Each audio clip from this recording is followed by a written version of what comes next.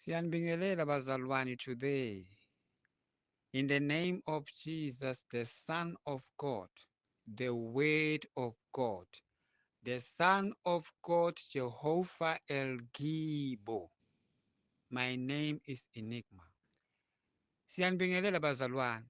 Bakhona abantwana bakaNkulunkulu baye bangibuza ama-question before and basaphinda futhi bayangibuza nanamhlanje. So ngithi le ndaba le ngiyiphinde futhi ke bazalwane.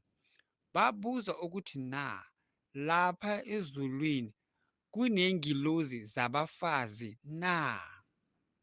Lalelani bazalwane, umfazi adalelwa indoda lapha emhlabeni. U-Eva adalelwa u-Adam. Angithi uNkulunkulu wathi no, it is not good for Adam to be alone, so then uNkulunkulu wamdalela umfazi. Wadalela indoda umfazi la emhlabeni.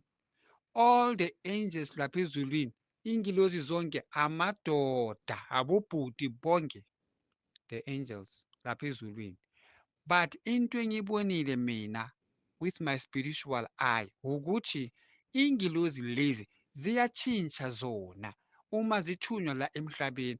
Uma ingilozi izohamba nawe ithunyiwe lapha ezulwini ukuthi izogada wena, and wena uyintombazana or wena usisi or wena umama or wena ugogo, if that angel iyathunywa kuwe, yona izoza njengendoda, but if ifuna ukukhuluma nawe iyakhona ukutshintsha kube yintombazane because wena uyintombazane, itshintshe ibe umama because wena umama wena.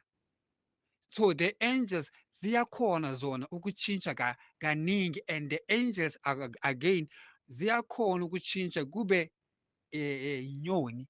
The angel iyatshintsha kube inyoni, itshentshe kube animal. Ziyazikhethela zona ukuthi zifuna ukuvela kanjani kuwe. Ngicela ukuthi ningizwe kahle bazalwane.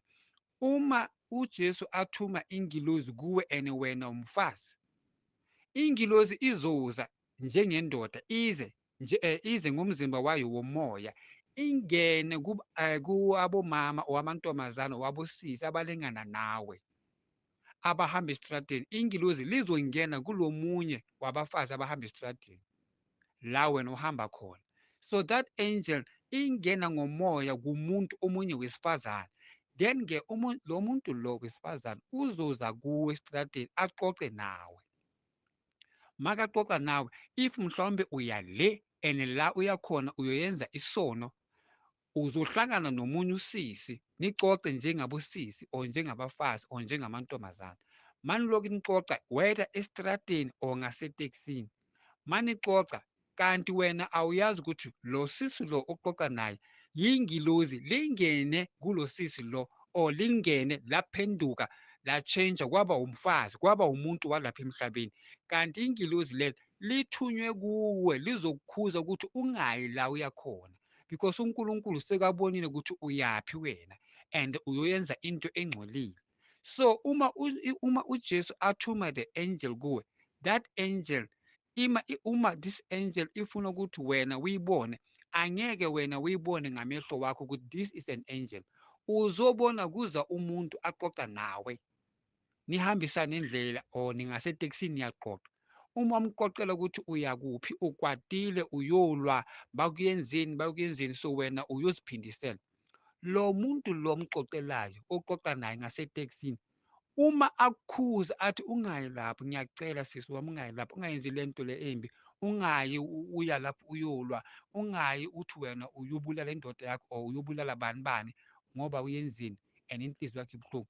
Uma lo muntu lo akukhuza ngasetekisini, you must know ukuthi the angel ingenile kulo muntu lo akhuluma nawe. Wena uzobona ukhuluma nomama or nosisi ngasetekisini, awumiyazi lo sisi lo. That is why I say to you, the angels, ingilozi ziyatshintsha, ziyaphenduka kube abantu balapha emhlabeni if ufuna ukukhuluma nawe and akafuni ukuzisho ukuthi yena is an angel from heaven. Wena uzobona nje uhlangana nosisi uqoqa naye or usisi lo akubuze ukuthi hawu sisi wakhala endleleni ukhalelani, So wena ngoba inhliziyo yakho ibuhlungu, uzomtshela lo sisi lo ongamyazi lo, umtshele ukuthi indoda yakho ihambe nomunye umfazi, so wena ukwatile, uzwile ukuthi bakuphi, uyolwa uyobabulala. Usisi lo ozohlangana naye uma akukhuza, you must know that is an angel, iphenduke umuntu lo. I don't know ukuthi abazalwane bangizwa. Bazalwane lalelani, ngibonile mina ukuthi the angels namadimoni basebenza kanjani. Kunamadimoni mabafika lapha emhlabeni bayatshintsha kuba abantu amadimoni. Amadimoni bayangena emizimbeni yabantu. Uthole ukuthi umuntu uhamba esitradini umuntu nje angasindiswanga. Idimoni liyangena kulo muntu loyo. Ubone umuntu sekathukana nje, athukane enze intwembi phakathi kwabantu. Kanti idimoni lingenile kulo muntu. So nawo ama-angels mabafuna ukuza kuwe bazoku-advise, bazokukhuza or bazokubonisa enye into ukuthi ungayenzi kanje, yenza kanje, yeka ungayi lapho uyoyenza ingozi. Uma umuntu ahlangana nawe and wena umyazi lo muntu, ubona kuwusisi nje uyakukhuza, or ubona kuwumama ongamyazi endleleni uyakukhuza, you must know ukuthi as long ungamyazi lo mama lo, ingilozi ziyakhona ukutshintsha zibe abantu, zize kuwe bakhulume nawe njengomuntu. Wena ubona umuntu akhuluma nawe and wena ubona kuwumama, awumyazi lo mama lo, and uma akukhuza wena ubona lo mama akumoshele isikhathi. I am warning you bazalwane, mawufika ezulwini, uma usoshonile wena, ingilozi egeyitini or ingilozi ziyakhona lapha egeyitini, bavule igate kuze ingilozi liphume ngaphakathi lize kube la, bazokutshela ukuthi uyakhumbula na. Uyakhumbula uhlangana nomama esitrateni akubuza athi, ntombazana, why uhamba esitrateni ukhala, ukwatiswe yini? Wena washo ukuthi la uyakhona uyolwa, bathathe indoda yakho or bathathe i-boyfriend yakho. Loyo muntu lo kade okukhuza, ingilozi lizothi uyamkhumbula. Loyo muntu lo kade akukhuza, uma wena uthi ngiyamkhumbula, ingilozi lizothi bekuyimi, bengithunyiwe ukuthi ngizokukhuza. So bazalwane, ngifuna ukuthi nginitshele ukuthi uJesu uthe sinitshele ukuthi be careful, nicaphele ukuthi nikhuluma nabo bani uma ugibela iteksi. Caphela ukuthi ukhuluma nobani uma uhamba edorobheni or uhamba esitradini, because uJesu athi ingilozi ziningi but thina asikhoni ukubona ingilozi because amehlo wethu angcolile, angcoliswe yilezi zinto thina sizibhekelelayo on the TV or on your cell phone. UJesu athi amehlo wethu angcolile, so asikhoni ukubona ingilozi ngoba asiphili impilo engcwele. Bazalwane, angiyazi ukuthi niyangizwa. Uthi uJesu sinitshele ukuthi if wena umzalwane and la usebenza khona unokuthi utshontshe ngezandla zakho and wena umzalwane, uJesu athi uma uloku utshontshe emsebenzini uthatha izinto engasezakho, unqolisa izandla zakho. Therefore uma unqolisa izandla zakho, umzimba wakho wasezulwini nawo uyanqola, nempahla zakho zasezulwini ziyanqola, zizoba clean if wena ucolisa kuNkulunkulu ukuthi utshontshile emsebenzini. Uma uqolisa ukuthi Lord, I repent, ngiyacela Nkosi yami, washa izandla zami zigeze ngegazi lakho, then izandla zakho zizoba clean futhi. UJesu athi thina imizimba yethu ayinabo ubungcwele. If wena ucabanga ukuthi uphila ubungcwele, amehlo wakho angcolile, angcoliswe i-TV. So uJesu athi sifanele ukuthi sibe holy, sibe ngcwele umzimba wonke, amehlo wakho abe holy. Izandla zakho zibe holy, amanyawo wakho abe holy, umzimba wakho ube holy. If umzimba wakho wonke, iiphathi zakho zomzimba ziphila impilo engcwele, then-ke nomzimba wakho wasezulwini uholy, then ngale ndlela leyo ingilozi zizokuvakashela kaningi, but still angeke ubone ukuthi these are the angels. Uzobona abantu bakuvakashela, uhlangane nabantu bakhuluma nawe bakhuluma nawe esitratini kahle, bakukhuthaza, bakutshela ukuthi umuhle, unjani, uyasihlonipha, usiphathe kahle. Kanti it's an angel ingene kulo muntu lo, bazokukhuthaza ukuthi qhubeka uyenze kahle. Why? Because kubhaliwe in the Bible ukuthi loyo aphila impilo engcwele makaqhubeke aphile impilo engcwele. Loyo ayenza ukuthi impilo yakhe ingcole makaqhubeke azingcolise. ibhaliwe le ndaba le. So uma kuza umuntu azokutshela ukuthi wena sisi or wena brother, siyakubona awubhemi, awuphuzi utshwala, uthanda uNkulunkulu, umntwana omuhle ohloniphayo. As long abantu bakutshela leyo nendaba leyo enhle, it is because uJesu or the angel lisebenzisa umlomo walo muntu lo bazotshela wena ukuthi qhubeka uyenze kahle. So bengithi-ke bazalwane, ngifuna ukuphendula labazalwane ababuzayo ukuthi ezulwini kuney'ngilosi zabafazi na? Azikho. Abafazi bayenzelwe amadoda aphila la emhlabeni. Lapha ezulwini akunamfazi womuntu. That's why akunamfazi wama-angels. All the angels abobaba bonke, abobhuti bonke, the angels. And ingilosi ziyakhona ukuphenduka, iphenduke umntwana omncane ohamba esitrateni or umntwana ana-8 years ayisikolweni. Wena umuntu omdala uhamba esitrateni udakiwe, mawuhamba uhlangana nomntwana uya esikolweni or umntwana nje azihambele, lo mntwana lo ame akubheke ukuthi lo baba waye adakiwe or lo sisi lo waye adakiwe. Uma wena ubona lo mntwana lo akubhekile amangele, wena uzoshawuda lo mntwana lo, utshele lo mntwana ukuthi heyi, ungibhekeni wena mntwana. Ubone umntwana azihambela angakhulumi ngoba wena umuntu omdala.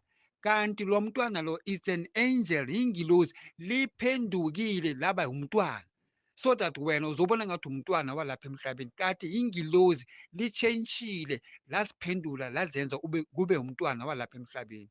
But the day wena uzoshona, uzosuka emhlabeni, lo mntwana loyo uzovela lapha ezulwini, kuzovela kwiyi-angel elimhlophe lasezulwini lizokutshela lithi uyakhumbula na loya mntwana loya kade agcoke impahla zesikole akumangalele endleleni last year, wena udakiwe ekuseni, wena sisi, umntwana wesikolo omncane ana-8 years wakubheka amangele ukuthi why lo sisi lo udakiwe, wena wakhuza lo mntwana wathi mntwana why ungibhekile.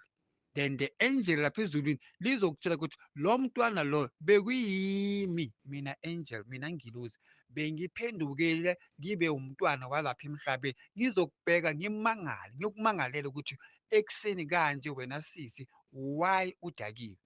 So wena uzomangala ukuthi hawu loya mntwana ngambona emhlabeni bekuyingilozi. Yes, that's why uJesu uthi sinitshele bazalwane ukuthi ingilozi ziningi lapha emhlabeni, kodwa thina asafanelanga, asavumelwanga ukuthi siwabone ingilozi ukuthi these are the angels. Yabo, uNkulunkulu akazivumelanga ukuthi sibone, kodwa uNkulunkulu ubhalile in the Bible, ukhulumile athi ningakhohlwi ukwenza kanjani, uku-amukela abavakashi. Bazalwane, ningakhohlwa ukuthi mina ngumSuthu ngiyazama. Ibhaliwe in the Bible ukuthi ningakhohlwi. Okay, yes, ningakhohlwi uku-amukela, I don't know if I'm right, uku-amukela abavakashi, because abaningi ba-amukele ingilozi endlini zabo bangayazi. So uJesu athi ngale ndlela leyo, according to that verse, nina nifanele ukuthi niyazi ukuthi ingilozi ziningi lapha emhlabeni, kodwa zihamba nabazalwane or zigade abazalwane. Once uyenza iphutha kuzovela umama akukhuze, and awuyazi lo mama lo, kuvele umuntu akukhuze or omunye akakukhuze, uyakubheka nje akumangalele, kanti ingilozi liphendukile, litshentshile, livela njengomuntu. Wena ubona umuntu akumangalela ukuthi labantwana bancane kodwa bahamba esitratini bacabuzana, umfana nontombazana. Abantu abadala bayavela, umfana ohamba nentombazane bayacabuzana nje emini, abantu abadala bandlula. Kanti abanye balabantu abandlulayo ingilozi, mabakubheka bakumangalela laba bantu abadala bakubheka ukuthi na umntwana kabani. So wena ubona kuwumuntu omdala ongamyazi, awunandaba, umangela ukuthi why lo angibhekile. So-ke ngayo indlela leyo, that is how the angels bakhuluma nabantu, that is how the angels bavela kubantu. But wena uzobona nini ngalesi khathi ushona, uzobona ingilozi livela likhuluma nawe, bakukhumbuza ukuthi usakhumbula ngalelo langa lelo na, uyamkhumbula loyo muntu na. Uma wena uthi ngiyamkhumbula, bathi bekuyimi mina the angel. So senginiphendulile-ke bazalwane, lapha ezulwini akuna angels, ingilozi zabafazi azikho. All the angels are men, abafazi bala emhlabeni but the angels ingilosi zasezulwini ziyakhona ukuphenduka zibe abomama, zibe abosisi, zibe amantombazana, zibe abantwana abancane, the angels. So that's why anywhere la nihamba khona wena njengomuzalwane ungakhohlwa, you are the light of the world. You are the light of the world. So everywhere la uhamba khona, the angels are with you, and the angels will always test your faith. Bazokuthesta ukuthi uma uhamba emulini ukhuluma kanjani nabantu, ubulisa abantu kanjani. So be careful, ningakhohlwa ukuthi nina nisindisiwe, nihamba nokukhanya. You are the light of the world. Ingilozi zinani, but impendulo yami ukuthi lapha ezulwini abekho abafazi baba-angels. All the angels, ingilozi zonke amadoda. My name is Enigma.